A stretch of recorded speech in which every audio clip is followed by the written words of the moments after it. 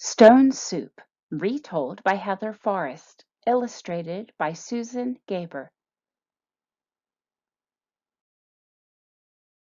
There once was a comfortable little village nestled in the mountains.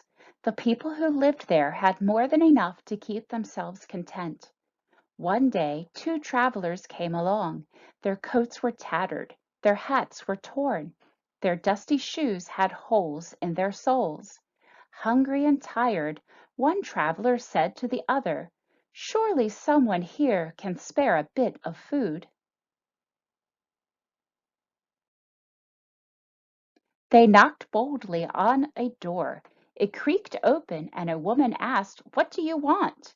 "Please," said one of the travelers, "we are hungry. Do you care? Will you share? Do you have any food?" The woman squinted her eyes and tartly replied, "No." She quickly slammed the door shut.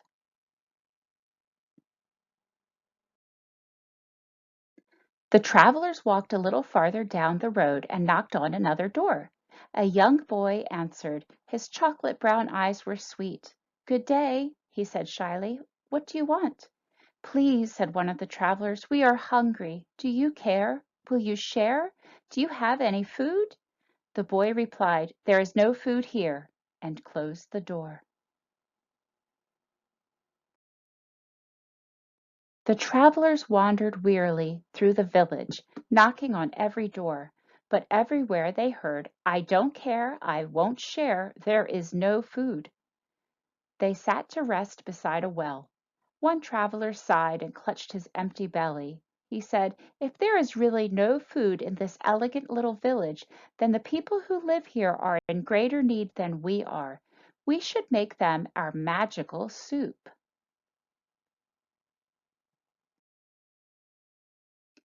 The two travelers climbed up on the edge of the well and shouted, "We are master cooks. If anyone in this town has a big black pot, we will make the most delicious soup anyone ever tasted."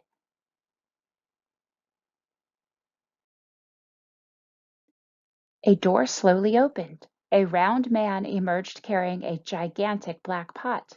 "I love to eat," he said. "Here's a pot. Let me see what two master cooks can do with it." "Watch and see," said one traveler with glee.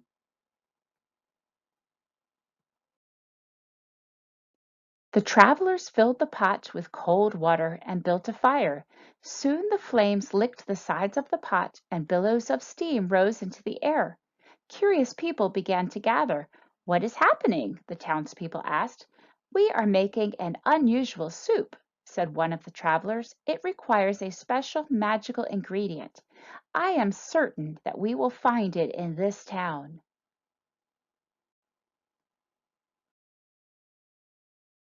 All the eyes in the crowd watched as one of the travelers reached down and picked up an ordinary stone. He tossed it into the pot with a splash. "We're making stone soup," he said. "It will be nutritious, delicious, incredible, and edible. But it would taste better," he paused and sighed, "if we only had a carrot." "Where would we find a carrot in this town?" the other traveler asked.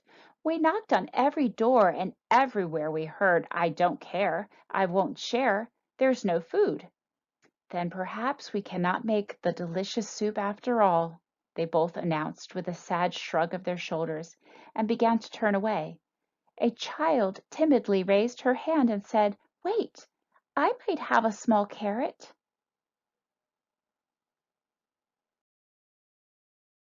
"Excellent!" shouted the travelers. "Bring what you've got. Put it in the pot. We're making stone soup." "This magical soup would taste even better if we had a potato," they added. A deep voice in the back of the crowd called out, "I have a potato." "Wonderful!" shouted the travelers. "Bring what you've got. Put it in the pot. We're making stone soup." "It would taste better still," they said, "if we had just a few more ingredients." "Perhaps," said one villager, "I could bring a green bean." "Well," said another, "if you are going to bring a green bean, I will bring a kernel of corn." "I shall not be outdone." cried another. I will bring an egg noodle. One by one, voices announced, I will bring a slice of celery. I will bring a pinch of pepper. I can bring a sprig of parsley. I might have a tiny turnip. Well, why are you waiting? Cried the travelers. Bring what you've got. Put it in the pot. We're making stone soup.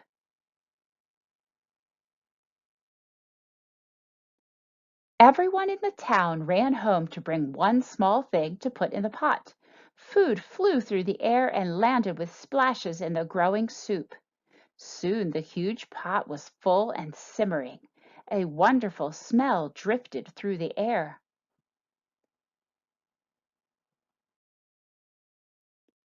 The smell was so tempting, people brought out bowls, spoons, chairs, and tables. They placed hearty loaves of bread, chunks of cheese, and bowls of fruit on the tablecloths. Everyone came to taste the soup and marveled at the flavor. It's amazing, said one woman. These two travelers made such a delicious soup out of a stone. Out of a stone, said the travelers with a grin, and a magical ingredient, sharing. As the travelers left the town, they said, if anyone ever wants to make this soup again, just remember the recipe. Bring what you've got, put it in the pot. Every bit counts, from the largest to the least.